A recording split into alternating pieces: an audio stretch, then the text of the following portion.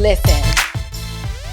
So Brittany Cooper is the one that is infamously known for making the statements on a talk show a few years ago where she said, like with a straight face, this chick was dead serious, that the reason why black women, the reason why we got big backs and we overweight is because the diet don't work the same for us because of racism, right? Like all of the racism and the misogyny and all the things that we have to deal with in the world, just being out in the out, we are unable to properly metabolize food because the systems of oppression are so strong that the diet don't even work for us the same. Now, I'm paraphrasing what she said. The racism that you're experiencing and the struggle to make ends meet actually means the diet don't work for you the same.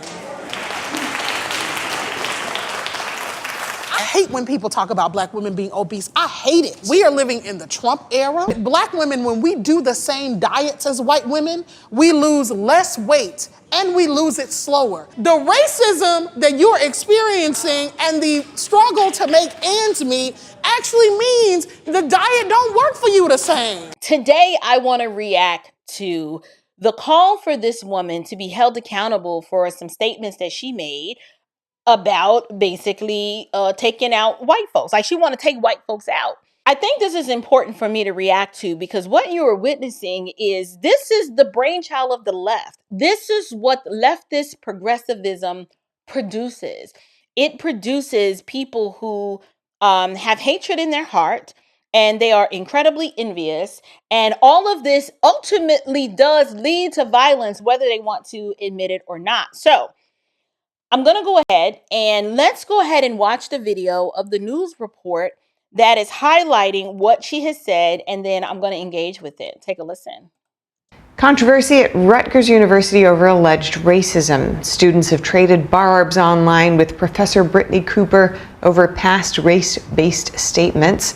And TD's Daniel Monahan spoke with a pair of Rutgers students who are asking for accountability.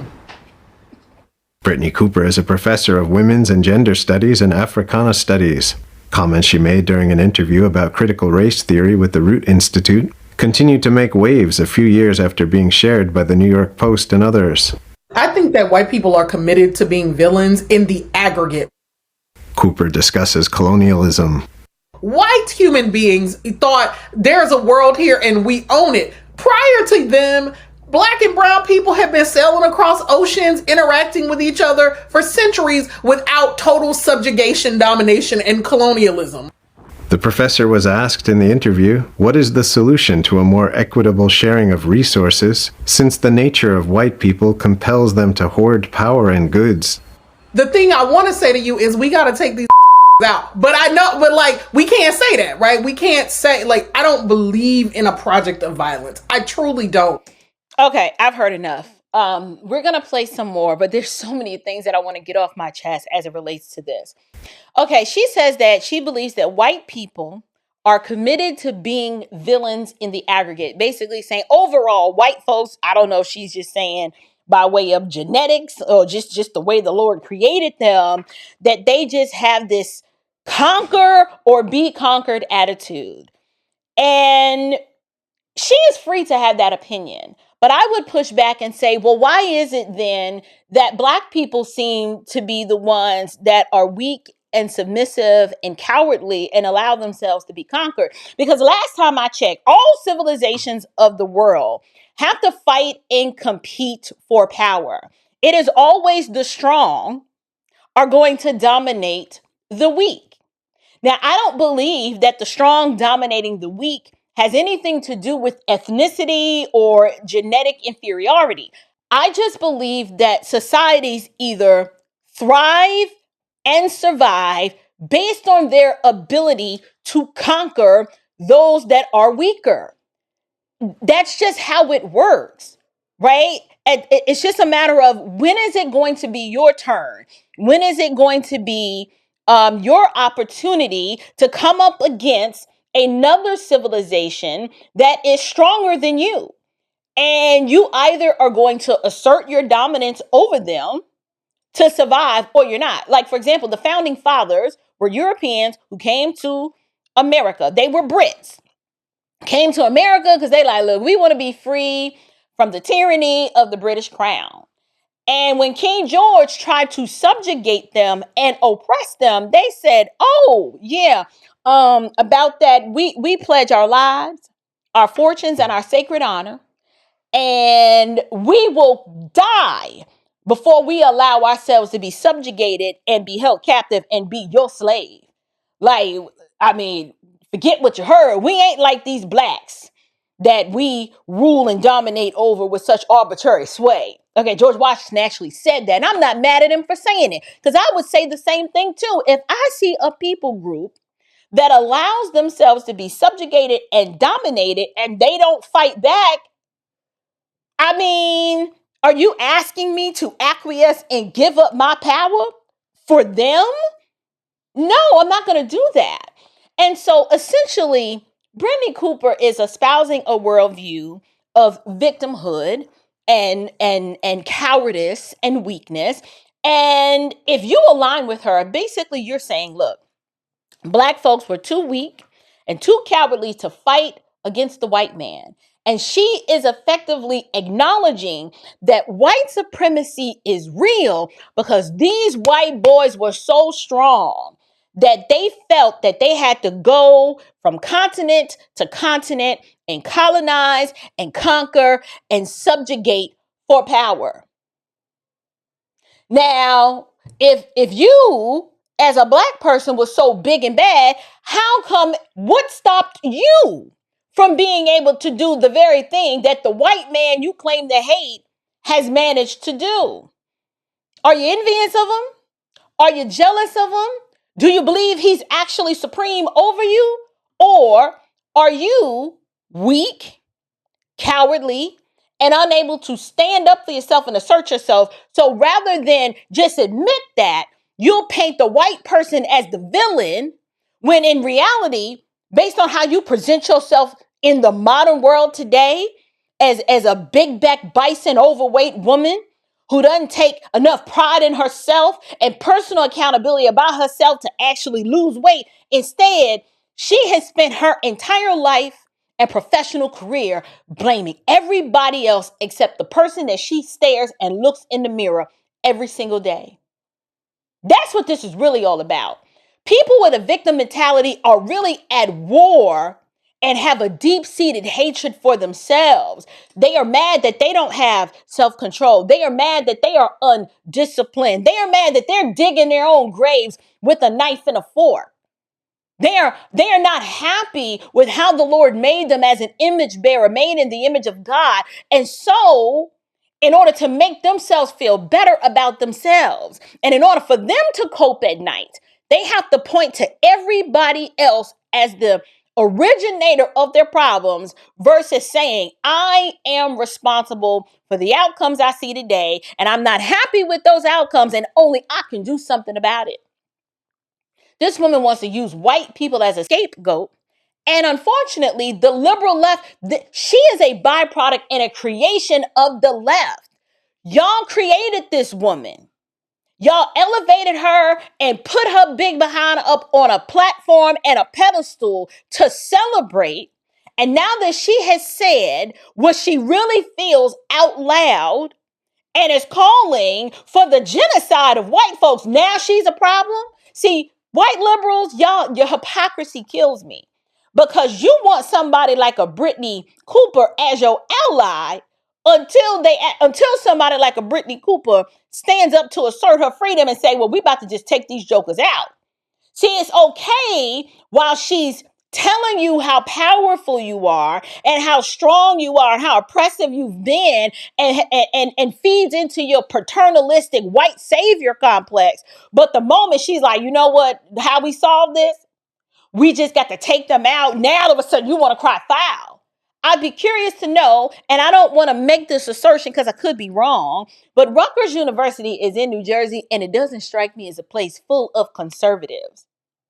So I think it's interesting that you're going to hear a student who expresses how angry and shameful and appalling it is to have a professor so boldly call for the obliteration of white people, I'm curious to know, on what basis is what Brittany Cooper said wrong? Don't you believe that in white supremacy? Don't you believe in white privilege?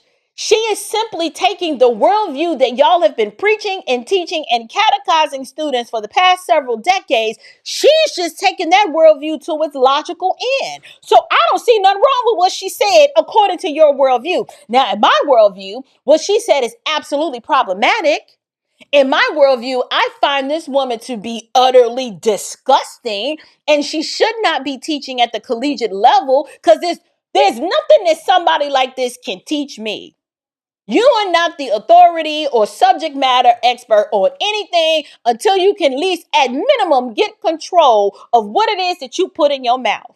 You are not about to sit up here breathing all heavy, heaving, sweating, arms looking like two of my thighs together. I'm not about to sit and listen to you lecture me and tell me anything. What can you tell me? You can't even get a hold and get control of your caloric intake, lady. So the last thing I'm about to do is let you educate me or educate one of my offspring and bring them up to speed on the rudiments of Black American history and culture and sociology or whatever it is that is her subject of expertise. But this woman is a creation and a disciple of the modern left. I'm trying to understand what's the problem. What is so wrong about what she said? What she said is just the logical conclusion to the worldview that y'all preach every single day, that white supremacy is real, that white privilege is real, and that the white man is the oppressor, and that the Black folks are the oppressed. Now, I don't believe that. I've never met a white man or a white woman, a white cat, white dog, white goldfish, white whatever that is superior to me. I mean, you can underestimate me at your peril if you want to, but there is no image bearer, no funky fallen sinner on this earth, alive or dead, that is superior to me. I bow the knee to the one and only Jesus Christ of Nazareth.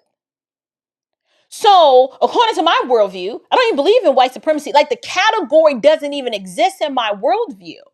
I believe that may the best man or woman win, meaning I will assert my dominance over you and compete with you based on my skill set alone. And if I believe I am the best, then my work and the fruit thereof will speak for itself. And if we have throughout history evidence that the white man at one point, because I don't believe that anymore, but if we have evidence through history that the white man at one point was absolutely conquering the world and seizing power for its benefit, who would give up that privilege? Because I know I wouldn't. If I am dominating and I am at the top of my game in whatever it is that the Lord allows me to put my hand to the plow and do, I'm going to be a good steward over my talent. And whatever he puts in my hand, I'm going to multiply it to the best of my ability. I'm not going to sit back and say, well, I know I have the ability to be the greatest person at this thing, but I'm going to shrink myself down and allow someone else to dominate over me because somehow that makes me more righteous or virtuous. You're stupid and retarded if you believe that. The chronic victim can never be trusted, says Carl Jung.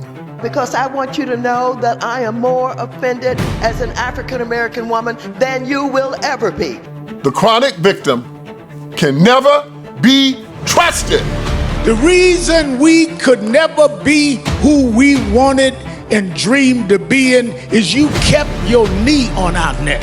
We could run corporations and not hustle in the street, but you had your knee on our neck. We had creative skills. We could do whatever anybody else could do, but we couldn't get your knee off our neck. The chronic victim can never be trusted. It's a cruel jest to say to a bootless man that he ought to lift himself by his own bootstraps. Stay on your knees. Stay on the plantation, boy. I've decided to be a free man. Slave is a choice.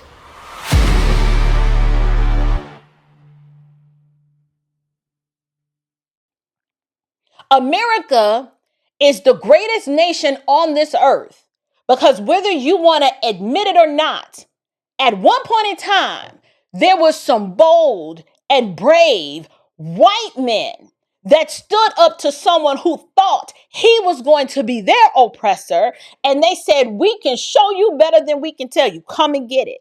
You're going to have to come take it. Because the code, the code for that evening, when George Washington crossed over that Delaware, was victory or death, meaning this is binary here. There are only two options. We are either going to triumph and be victorious over you, or so help us God, we're all gonna die. These men were willing to pledge their lives, their entire fortune, and their sacred honor to demonstrate that they'd rather die than to be your slave. The question is, why couldn't you and your ancestors do the same? And if your ancestors didn't, it's okay. It is what it is. It's the complaining for me. No one wants to hear you whine and complain when you willingly subjected yourself to the tyranny and oppression of somebody else and you did nothing to fight back. So yes, I believe you. You are a victim. Yes, I believe you. You can lose weight because it's somebody else's fault. You are sad and you are pathetic and you are a loser. The worldview that Brittany Cooper espouses is a loser mentality. It is the mentality that people who are absolutely losers at everything, they have to espouse this worldview to make themselves feel better. It's the cope that they preach to themselves day in and day out, just so they can get through without falling apart and crying every single day. And I hate that that's her reality, but it is what it is. The bigger question is, why is it now all of a sudden the left or a leftist university like Rutgers, why is it that y'all now want to pull the reins back and put this woman in her place and tell her that what she said and the violence that she was advocating against white people is unacceptable? Why? Since the white man is so bad and so horrible for being an oppressor, which if anybody had the ability to do that, they would do it too. Why is it all of a sudden wrong? Is murder wrong? Is the mass slaughtering of a particular people group or demographic wrong? You now want me to believe that you now have a conscience and you believe that it's sinful what she said? My question is, on what basis is what she said wrong and sinful? Because y'all murder babies in the womb. You give a license for women to assassinate their own children in the womb. Why is it wrong for big back bison Brittany Cooper to call for the mass slaughtering of white folks and just take all of y'all out? Y'all created this monster. Now you stuck with her because we don't want this Loch Ness. We look. This is one of y'all people. She's on y'all side.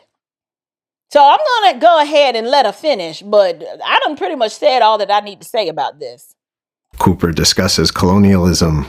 White human beings thought there's a world here and we own it. Prior to them, Black and brown people have been sailing across oceans, interacting with each other for centuries without total subjugation, domination, and colonialism. Until you couldn't no more. Until you were conquered. You're not the only civilization that got conquered. There will always be someone weak and there will always be someone stronger than you. And if you think that one people group is going to shrink themselves back at your expense, you are incredibly naive and stupid. It's the same reason why we are over there now.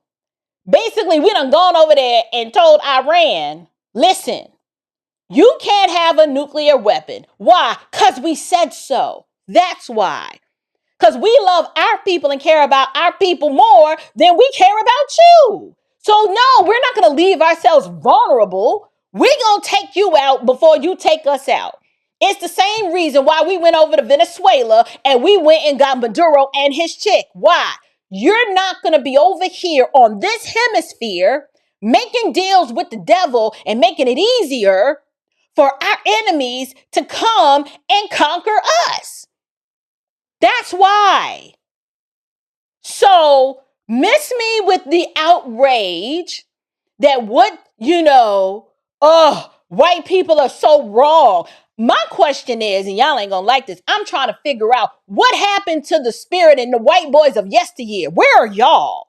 Where are y'all? So we're to the point now where you've allowed these black Marxists and these leftist progressive communists who are white.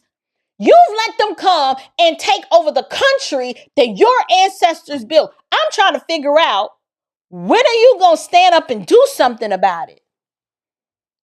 Because see, I'm not giving up my American birthright for anybody. What do I mean by that? I acknowledge that my ancestors were enslaved. And as far as I know, I had some ancestors that fought back and was like, yeah, I will kill you before I be your slave. Then I had some that willingly subjected themselves to it. Either way, in God's sovereignty and his providence, it led to me, April Chapman, being born in the greatest nation that ever existed. That means blood was shed, whether I had ancestors that fought on the side of the Union Army or whether I had ancestors that fought to say, listen, we're going to let somebody else fight this battle. We just going to wait till freedom comes for us. Whichever side of the fight it's on, America is my inheritance. It is my birthright by God's divine providence. I happen to be born here, and I can take advantage of all of the liberties that are now afforded to me because somebody else made the ultimate sacrifice and they shed their blood. Do you really think I'm about to give up my American inheritance and my birthright to some illegal immigrants? I'm going to let them come over here and colonize my country and take it over from within? I know I'm not. That's why I get on this platform and I say the things that I say, regardless of the censorship that might happen to me, how I could possibly be deplatformed.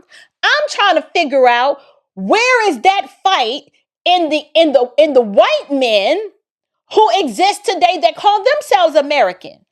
Don't you have the blood of George Washington running through your veins? Don't you have the blood of those who came over here on the Mayflower and decided that they didn't want to live under the subjugation of the crown anymore?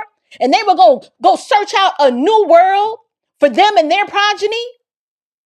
Where those white boys at? Because the white boys I see today are the ones that are lying by idly, allowing these black Marxist jokers to say whatever it is they want to say, come and tear up your city and ultimately come and tear up your country. So I'm about that life. I don't know about you, but I'm about that life. And I'm not giving up my American inheritance and my birthright for nobody, especially not some big back bison black chick. That's not going to happen.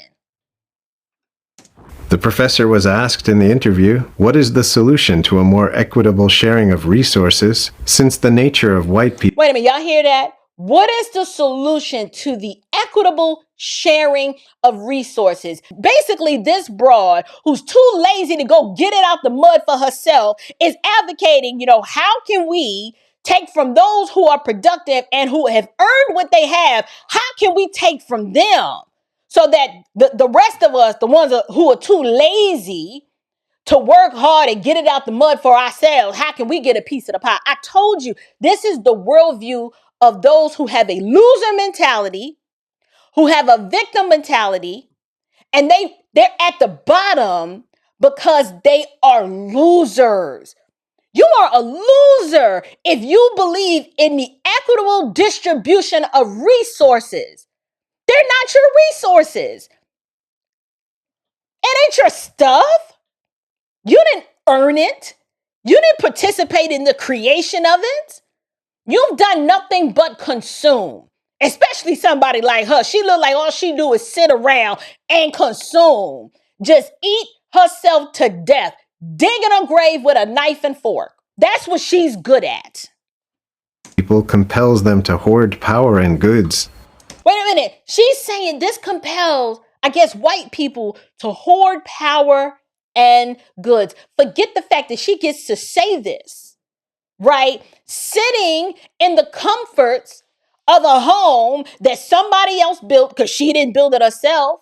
Sitting under the comforts of some air conditioning that somebody else installed because she didn't do it.